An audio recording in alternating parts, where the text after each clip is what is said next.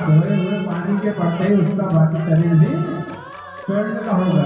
इस चमत्कार में सभी लोगों का बड़ा विस्मय हुआ। प्रभु ने इसे कन्यादान की महिमा बताकर उनकी शंका का समाधान किया। इस प्रकार सूर्य नारायण के लक्ष्य उत्सव में प्रभु का जो उत्तर कार्य था उसका मैंने आपके सामने वर्णन किया। सूर्य जी बोले, हे ऋषिगण, इस प्रकार कन्यादान की महिमा अद्वितीय। कन्यादान का उत्तम फल प्राप्त होता है। बस फल की इच्छा करने वालों को यह ध्यान रखना चाहिए कि स्वयं पर जो कुछ भी खर्च हो रहा वह अपना ही होना चाहिए। वर पक्ष में कुछ भी खर्च नहीं होना चाहिए। यदि उस समय वर पक्ष का कुछ खर्च होता है तो कन्यादान से उत्पन्न फल नष्ट हो जाता है। दान तो श्रद्धापूर्वक तथा यथाशक्ति किया जाता है। इससे दान देने वालों को जिस प्रकार दान देना वाला है उसी दान प्रकार लेना चाहिए। उसके लिए किसी प्रकार का प्रबंध भी नहीं होना चाहिए। संपूर्ण कन्यादान संबंधित कथा को जानने सुनने के पश्चात ऋषियों का मन प्रसन्नता से भर गया, परंतु उन्हें कथा श्रवण के उत्तम फल से वंचित होना ठीक नहीं लग रहा था। अतः ऋषियों ने सूर्य से आग्रह किया कि हम सबको दुर्वासा ऋषि के क्रोध का क्या कारण था उसे सुनाएंगे। सूर्य जी बोले, हे सोलकादी ऋषियों, तुम्हारी जिज्ञासा से मैं अत्यंत प्रसन्न हूँ। तुमने आज जो बात पूछी है सब मैं तुमको विस्तार पूर्वक सुनाता हूँ। प्रभु की माया उसकी आज्ञा से अनेक प्रकार के कार्य करते मनुष्य को मोह उब जाती है, परंतु वे माया में नहीं फंसते जो मनुष्य निरंतर प्रभु के गुणों का कीर्तन अथवा श्रवण करता है। वह मनुष्य वास्तव में संसार के सब बंधनों से छूट जाता है। हे ऋषियों, पर ब्रह्मा स्वरूप की विश्वकर्मा ने इलाजल के ऊपर जब अपनी मानव पुत्रों का लगन किया तब उन्होंने समस्त विश्व के निवास करती छोटी बड़ी जड़ चेतन तमाम सृष्टि को निमंत्रण देकर वहाँ बुलाया था तथा इस तरह वहाँ पर इकट्ठे हुए सारे समुदाय ने बड़े हर्ष के साथ अलग अलग आनंद भोगा था। इस प्रसंग पर सबको निमंत्रण देने का कार्य प्रभु ने वासुदेव को सौंपा, किंतु शीघ्रतावश यह हर्ष विभोर होकर वासुदेव कुबेर को तथा दुर्वासा ऋषि को निमंत्रण देना भूल गए थे।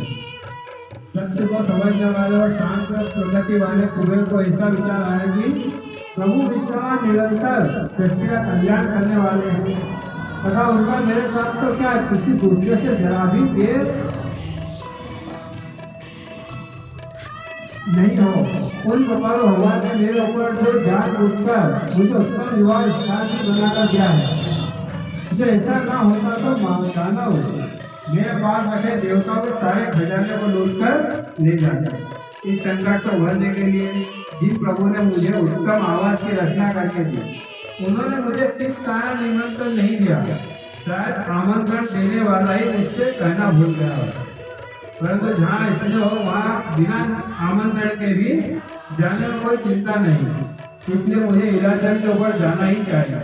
इस प्रकार तय करके कुबेर तो सूर्य नारायण के विवाह का आनंद लूटने इलाजल पर जा पहुंचे और विवाह में सम्मिलित हुए। किंतु दुर्वासा ऋषि तो अत्यंत क्रोध में थे।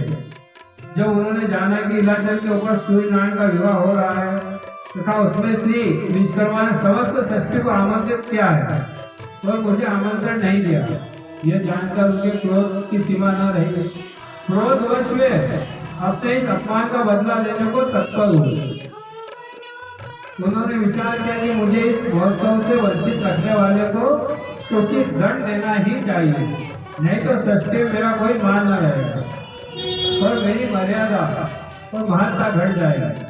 क्रोध के आवेश में दुर्वासा ने विचार किया कि अपने शत्रु समान विश्वामित्र, जो कि क्षत्रिय होते हुए देवर्षि बनने का दावा करता, वही मेरा इस अपमान का कारण होगा। विश्वामित्र ने ही प्रभु से कहा होगा कि दुर्वासा तो बहुत क्रोधी है, इसलिए इसको मत बुलाओ। मैं विश्वामित्र को राशि कहता हूँ। इससे बदला लेने के लिए उन्होंने इस प्रकार मेरा अपमान किया। इस प्रकार विचार आते ही उनके मन में अत्यंत क्रोध व्यापा तथा उस क्रोध में से अग्नि उत्पन्न हुई।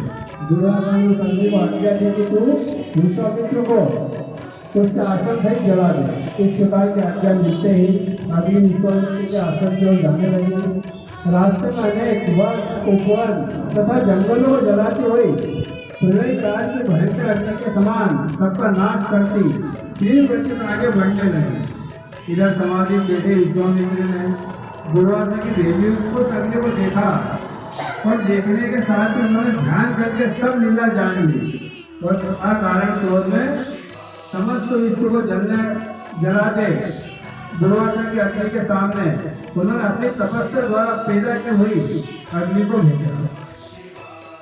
इस प्रकार जब दोनों अग्नियां आमने सामने आई तो दोनों के परस्पर घर्षण से उत्पन्न हुई ज्वाला और उससे बढ़ते अंगारे तीनों लोगों को जलाने लगे। ऐसी परिस्थिति का आते ही सर्वत्र विश्व में हाहाकार हो गया तथा प्राणी अपनी रक्षा के लिए समस्त जगत का रक्षण करने वाले प्रभु का स्मरण करने लगे। सच्चे मन से की हुई इस प्रकार से भोजन में बैठे प्रभु को उठना पड़ा और उन्होंने तुरंत ही ध्यान लगाकर यह सब लीला जानकर प्रजा के कल्याण के लिए उन दोनों अग्नियों को खींचकर अपने आंख के द्वारा ग्रहण करके नासिका के छिद्रों द्वारा दो पुरुष उत्पन्न किए तथा उनको अपने पुत्रों की भांति स्थापित किया। अग्नि को प्रभु ने इस प्रकार आकर्षण करके